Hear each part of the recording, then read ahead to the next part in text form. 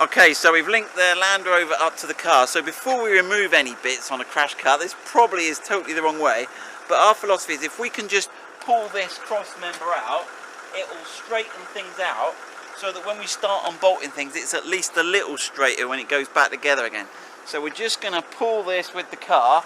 We really want to be pulling here, but we haven't got enough clearance, so we'll pull it here a bit. Ian will talk you through, and then we'll try and move the rope there and pull that bit out, and then at least we'll be a bit straighter. So let's have a go. Alright, you on the brakes here, Harry?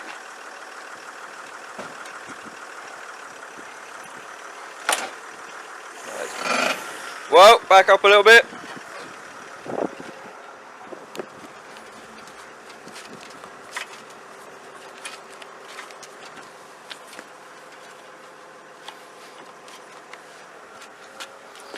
Try again gently.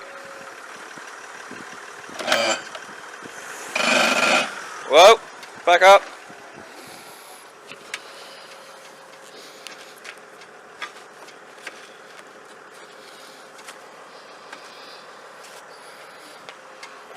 And again.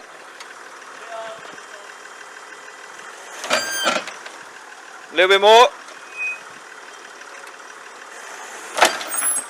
Whoa, back up.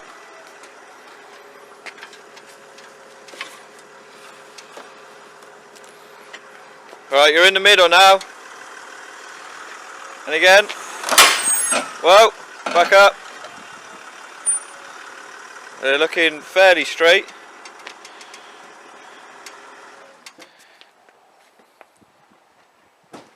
There we go. So without any expensive workshop equipment, we've sort of straightened this out a bit. Now any body shop guys are going to be having like kittens at the moment, but now at least we can get in and get things apart. Also, where it's pushed the radiator back, I wanted to take the pressure off the turbo and other bits inside. So what we'll do next, we'll probably take the bonnet off. We'll do a little video how to do that. Then the front bumper, although I don't think it's going to be much of a video because it's sort of removed itself. And then what we're going to try and do is remove the whole front section. So on these Minis, it looks like you can undo the top slam panel there, and then underneath there's two bolts, and you can actually slide the whole radiator pack complete with these mounts here comes off. So we'll have a look at doing that in another video. But that's the start of our repair project.